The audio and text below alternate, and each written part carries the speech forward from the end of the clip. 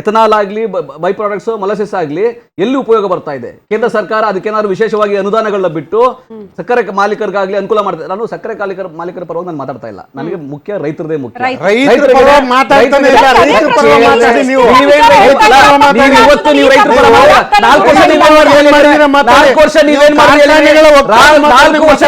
ರೈತರ ಬಾಕಿಯನ್ನ 4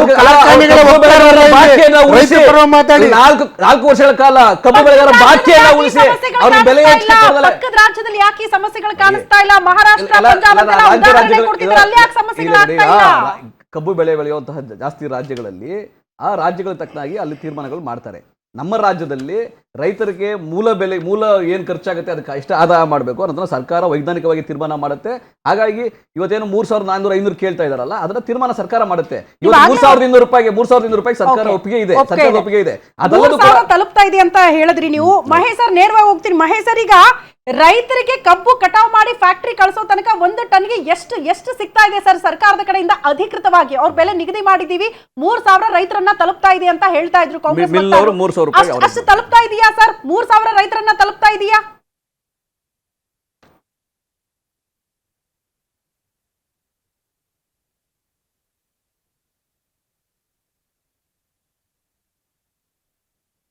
ಮಹೇಶ್ ಸರ್, ನನ್ನ ಧ್ವನಿ ಕೇಳಿಸ್ತಾ ಇದ್ರೆ 3,000 ಪ್ರತಿ ಟನ್ಗೆ ಸರ್ಕಾರದ ಕಡೆಯಿಂದ ಸರ್ಕಾರ ನಿಗದಿ ಮಾಡಿರೋ ದರದಂತೆ ಸಿಗ್ತಾ ಇದೆಯಾ ಫ್ಯಾಕ್ಟರಿಗಳಿಂದ ತಮಗೆ?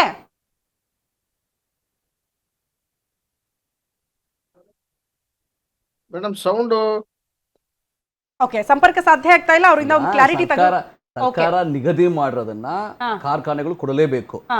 ಕೊಡ್ತಾ ಇಲ್ಲ ಅಂತ ಆರೋಪ ಇದೆ. ಫ್ಯಾಕ್ಟರಿಗಳು ಕೊಡ್ತಾ ಇಲ್ಲ. 2,700 ತನಕ ಮಾತ್ರ ಸಿಗ್ತಾ ಇದೆ ಅಂತ ರೈತರು ಹೇಳ್ತಿದ್ದಾರೆ. ರೈತರು ಸುಳ್ಳು ಹೇಳಲ್ಲ.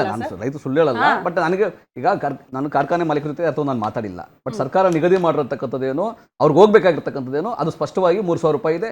ಅದು ಎಲ್ಲಿ ಸಿಕ್ಕಿಲ್ಲ ಅನ್ನೋದಿದ್ರೆ ಅದನ್ನ ಅಲ್ಲಿ ಜಿಲ್ಲಾಡಳಿತ ದೂರು ಕೊಟ್ಟರೆ ಅಲ್ಲಿ ಮಾಡ್ತಾರೆ, ಕ್ಲಿಯರ್ ಮಾಡಿಸ್ತಾರೆ. ಆದ್ರೆ ಇವತ್ತು ಸರ್ಕಾರ ಎಷ್ಟು ಸಾಧ್ಯತೆ ಇದೆ, 3,500 ರೂಪಾಯಿ ಕೊಡ್ಲಿಕ್ಕೆ ಸಾಧ್ಯತೆ ಅಂತ ಹೇಳಿದ್ದಾರೆ. ರೈತರ ಹೋರಾಟ ಜಾಸ್ತಿ ಆಗ್ತಾ ಇದೆ. ಖಂಡಿತವಾಗಿ ಅವ್ರಿಗೆ ಮನವರಿಕೆ ಮಾಡ್ಕೊಡ್ಬೇಕಾದ ಹೊಣೆಗಾರಿಕೆ ಸರ್ಕಾರಕ್ಕಿದೆ. ಜಿಲ್ಲಾಡಳಿತ ಇಲ್ಲಿವರೆಗೂ ಪ್ರಯತ್ನ ಮಾಡಿದೆ, ಆಗಿಲ್ಲ ಅಂದಾಗ ಇವತ್ತು ಎಚ್ ಕೆ ಪಾಟೀಲ್ ಅವರು ಹೋಗ್ತಾರೆ, ಮನವರಿಕೆ ಮಾಡ್ಕೊಡ್ತಾರೆ. 3,200 ರೂಪಾಯಿ ಯಾಕಂದ್ರೆ ಒಂದು ವಿನ್ ವಿನ್ ಸಿಚುವೇಶನ್ ಆಗಬೇಕು. ಯಾರು ಈಗ ಬಾಕಿಗಳನ್ನ ಉಳಿಸ್ಕೊಂಡು ಈಗ ನೇರವಾಗಿ ಹಣವನ್ನು ಕೊಡೋಕ್ಕಾಗಲ್ಲ, ಜಾಸ್ತಿ ತೀರ್ಮಾನ ಮಾಡಿ ಅವ್ರ ಬಾಕಿಗಳು ಉಳಿಸ್ಕೊಂಡ್ರೆ ಮುಂದಿನ ಬೆಳೆ ಬೆಳಿಲಿಕ್ಕೆ ರೈತರು ತೊಂದರೆ ಆಗುತ್ತೆ. ಆ ರೀತಿನೂ ಆಗಬಾರದು. ಅದು ಬಿಜೆಪಿ ಸರ್ಕಾರ ಇದ್ದಾಗ ದಿವಾಳಿ ಆಗಿತ್ತಲ್ಲ, ಆ ರೀತಿ ಆಗಬಾರದು. ಹಾಗಾಗಿ ಅದನ್ನ ಒಂದು ವಿನ್ ವಿನ್ ಸಿಚುವೇಶನ್ಗೆ ಇವತ್ತು ತೀರ್ಮಾನ ಮಾಡ್ತಾರೆ. ಮುಖ್ಯಮಂತ್ರಿಗಳು ನೇರವಾಗಿ ಎಚ್ ಕೆ ಪಾಟೀಲ್ ಅವ್ರಿಗೆ ಹೇಳಿದ್ದಾರೆ, ಸೂಚನೆ ಕೊಟ್ಟಿದ್ದಾರೆ, ನೀವು ಹೋಗಿ ಮಾತಾಡಿ ಅಂತ. ಖಂಡಿತವಾಗಿ ಅವರ ಏನು ಸಮಸ್ಯೆ ಇದೆ ಅದು ಇವತ್ತು ಪರಿಹಾರ ಆಗುತ್ತೆ, ಇವತ್ತು ಎಂಡ್ ಆಗುತ್ತೆ ಅಂತ. ಅದು ಬಿಟ್ಟು ಬಿಜೆಪಿಗರು ಸಕಾರಾತ್ಮಕವಾಗಿ ರೈತರ ಪರವಾಗಲಿ ಈಗ ಸರ್ಕಾರಕ್ಕೆ ಮಾಹಿತಿಗಳು ಕೊಡ್ಬೋದು. ಕೇಂದ್ರ ಸರ್ಕಾರ FRP ತೀರ್ಮಾನ ಮಾಡುತ್ತಲ್ಲ, ತೀರ್ಮಾನ ಮಾಡಿದಾಗ ಅವ್ರೇನ್ ಬೆಂಬಲ ಬೆಲೆ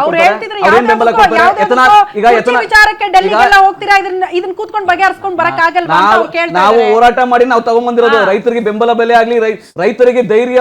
ಬಿಜೆಪಿ ಇದ್ದಾಗ ಧೈರ್ಯ ಇರಲಿಲ್ವಲ್ಲ. ಬಿಜೆಪಿ ಇದ್ದಾಗ ಡಬಲ್ ಎಂಜಿನ್ ಸರ್ಕಾರ ಹಾಳು ಮಾಡ್ಬಿಟ್ಟಿದ್ರಲ್ಲ ರಾಜ್ಯವನ್ನ. ರಾಜ್ಯದ ರೈತರ ಹಿತಾಸಕ್ತಿ ಕಾಪಾಡುವುದು ಸಂಸದರಾಗಿ ಅವರ ಜವಾಬ್ದಾರಿ ಕೂಡ ಹೌದು. ಜಸ್ಟ್ ನೀವು ರಾಜ್ಯ ಸರ್ಕಾರ ಮೇಲೆ ಆರೋಪ ಮಾಡೋದಲ್ಲ. ಅಟ್ಲೀಸ್ಟ್ ಹಿಂಗ್ ಸಮಸ್ಯೆ ಆಗ್ತಾ ಇದೆ ಸರ್ ರಾಜ್ಯದಲ್ಲಿ, ನೀವು ಅಲರ್ಟ್ ಆಗಿ ಅಂತ ಹೋಗಿ ಚರ್ಚೆ ಮಾಡೋಷ್ಟು ಧೈರ್ಯ ಇಲ್ವಾ? ಕಾಂಗ್ರೆಸ್ ನಾಯಕರು ಆರೋಪ ಮಾಡುವಷ್ಟು ಸಂಸದರು ಕೈ ಕಟ್ಟಿ ತಲೆ ತಗ್ಗಿಸಿ ನಿಲ್ಲುವಂತಹ ಪರಿಸ್ಥಿತಿ ಇದೆಯಾ ಪ್ರಧಾನಿಗಳ ಮುಂದೆ ಅಂತ ನಾನು ಸ್ನೇಹಿತರಿಗೆ ವಿನಂತಿ ಮಾಡ್ತೀನಿ. 2 ನಿಮಿಷ ನನ್ನ ಮಾತು ಕೇಳಿ, ಮಧ್ಯೆ ಇಂಟರ್ಫಿಯರ್ ಆಗಬೇಡಿ. ನಮ್ಮ ಪಾತ್ರ ನಿಮ್ಮ ಪಾತ್ರ 2 ಪಾತ್ರದ ಬಗ್ಗೆ ನಿಮಗೂ ಗೊತ್ತಿದೆ, ನಮಗೂ ಗೊತ್ತಿದೆ. ರಾಜ್ಯ ಸಂಸದರ ಪಾತ್ರ ಇದೆ, ಇಲ್ಲ ಅಂತ ಹೇಳೋದಿಲ್ಲ. If I am not wrong, ತೆರಿಗೆ ಕೂಡ ಹೋಗುತ್ತೆ ಅಂತ ಭಾವಿಸ್ತೀನಪ್ಪ ನಾನು. ಫ್ಯಾಕ್ಟರಿಗಳಿಂದ ಇಷ್ಟೆಲ್ಲ ಫ್ಯಾಕ್ಟರಿಗಳನ್ನ ನಡೆಸ್ತಾರೆ, 2 ಸರ್ಕಾರಗಳಿಗೂ ಕೂಡ ತೆರಿಗೆ ಕಟ್ತಾರೆ, ತೆರಿಗೆ ತಗೊಳ್ತಾರೆ ಮೇಡಮ್. ಆದ್ರೆ ನಮ್ಮ ರಾಜ್ಯದ ಸಂಸದರ ಸಭೆಯನ್ನ ಕರೆದು ಮುಖ್ಯಮಂತ್ರಿಗಳು ಚರ್ಚೆ ಮಾಡಿದಾರ, ಇದ್ರ ಬಗ್ಗೆ ವಿನಂತಿ ಮಾಡಿದಾರ, ಪ್ರಧಾನ ಮಂತ್ರಿಗಳನ್ನ ಭೇಟಿ ಮಾಡಿದಾರ, ಕೇಂದ್ರ ಸರ್ಕಾರಕ್ಕೆ ಮನವರಿಕೆ ಮಾಡಿದಾರ. ಇಲ್ಲಿ ರಾಜಕಾರಣ ಇದೆ, ದಯಮಾಡಿ ಅರ್ಥ ಮಾಡ್ಕೊಳ್ಳಿ. ಅದನ್ನ ನಮ್ಮ ಸ್ನೇಹಿತರಿಗೆ ಹೇಳ್ತಾ ಇರೋದು. ಇಲ್ಲಿ ಸ್ಪಷ್ಟ ರಾಜಕಾರಣ ಇದೆ. ಈ ವಿಷಯವನ್ನ ಕೇಂದ್ರ ಸರ್ಕಾರದ ಮೇಲೆ ಹಾಕ್ಬೇಕು, ಜನರಿಗೆ ಕನ್ಫ್ಯೂಷನ್ ಮಾಡಬೇಕು. ಯಾರು ಹೋಗಿ ರೈತರ ಹತ್ರ ಮಾತಾಡ್ತಾ ಇಲ್ಲ, ಕಾರ್ಖಾನೆಗಳ ಮಾಲೀಕರ ಹತ್ರ ಮಾತಾಡ್ಲಿಕ್ಕೆ ಸರ್ಕಾರಕ್ಕೆ ಧೈರ್ಯ ಇಲ್ಲ. ಯಾಕಂದ್ರೆ ಕಾರ್ಖಾನೆಗಳ ಮಾಲೀಕರ ಅಧೀನದಲ್ಲಿ ಸರ್ಕಾರ ನಡೀತಾ ಇರೋಂಥದ್ದು. ರೈತರಿಗೆ 3,500 ಸಿಗಬೇಕಾ, ಎಷ್ಟು ಸಿಗಬೇಕು, ರೈತರ ಜೊತೆ ಮಾತುಕತೆ ಮಾಡ್ಲಿಕ್ಕೆ ಧೈರ್ಯ ಇಲ್ಲ. ಇವತ್ತೇನಾದ್ರೂ ರೈತರ ಹತ್ರ ಹೋದ್ರೆ ಬಡಗಿ ತಗೊಂಡು ಹೊಡಿತಾರೆ. ಆ ಪರಿಸ್ಥಿತಿನಲ್ಲಿ ಸನ್ನಿವೇಶ ಸೃಷ್ಟಿ ಆಗ್ತಾ ಇದೆ. ಅದ್ರ ಬಗ್ಗೆ ಮಾತಾಡ್ತಾ ಇರೋದು. ನಾನು ನಮ್ಮ ಸ್ನೇಹಿತರಲ್ಲಿ ವಿನಂತಿ ಮಾಡ್ತೇನೆ, ನಿಮ್ಮ ಸರ್ಕಾರದ ಮಂತ್ರಿಗಳಿಗೆ ಹೇಳಿ, ನಿಮ್ಮ ಸರ್ಕಾರಕ್ಕೆ ಹೇಳಿ, ಫಸ್ಟು ರೈತರ ಹತ್ರ ಕೂತ್ಕೊಂಡು ಮಾತುಕತೆ ಮಾಡಿ. 3,500 ರೂಪಾಯಿ ಅವ್ರು ಕೇಳ್ತಾ ಇರೋಂಥದ್ದು ಅವರ ಬೆಳೆದ ಬೆಲೆಗೆ ಸಾಲ ಮಾಡಬಾರ್ದು ಅಂತೇಳಿ ಬಾಕಿ ವಸೂಲಿ ಮಾಡಿಕೊಡಿ ನಮ್ದು ನಾವು ಕೇಂದ್ರ ಸರ್ಕಾರ ಇಂಟರ್ಫಿಯರ್ ಮತ್ತೆ ಆಗಲ್ಲ ಬಾಕಿ ಅಂತ ವಿಚಾರಕ್ಕೆ ಹೇಳ್ತಿಲ್ಲ. ಬಂದ್ರೆ ರೈತರನ್ನ ನಾನು ನಿನ್ನೆ ಕೂಡ ಮಾತಾಡಿದ್ದೀನಿ ಕೇಳಿಸ್ಕೊಂಡೆ. ಬಾಕಿ ಅಂತ ಅಂದ್ರೆ ಈಗ 3 ವರ್ಷ 4 ವರ್ಷದಿಂದ ಹೇಳ್ತಾರೆ, ಹಳೆ ಬಾಕಿ ಬರಬೇಕು, ಹೋದ ವರ್ಷದಲ್ಲ ಅಂತಾರೆ. ಅವಾಗ ಯಾರ ಅಧಿಕಾರದಲ್ಲಿದ್ರು ಅದು ಕೂಡ ಪ್ರಶ್ನೆ ಆಗುತ್ತೆ. ನಟರಾಜ್ ಗೌಡ್ರು ಹೇಳ್ದಂಗೆ ನಿಮ್ಮ ಸರ್ಕಾರನೇ ಇದ್ದಾಗ್ಲೇನೆ ಸಮಸ್ಯೆಗಳಾಗ್ತಾ ಇತ್ತು ಅದನ್ನ ರೈತರಿಗೆ ಅಂತ. ಕೂತ್ಕೊಂಡು ಪ್ರಧಾನಮಂತ್ರಿಗಳ ಜೊತೆ ಮಾತುಕತೆ Okay. ಮಾಡಿ. ಮಹೇಶ್ ಸರ್ ಮಾತಾಡಿಸ್ತೀನಿ ನಿಮ್ಮನ್ನ, ನಿಮ್ಮಿಂದ ಒಂದಷ್ಟು ಇನ್ಫಾರ್ಮೇಶನ್ ಬೇಕು. ಖಂಡಿತ ರೈತರ ಪರವಾಗಿ ಮಾತಾಡ್ತಾ ಇದ್ದೀರಿ.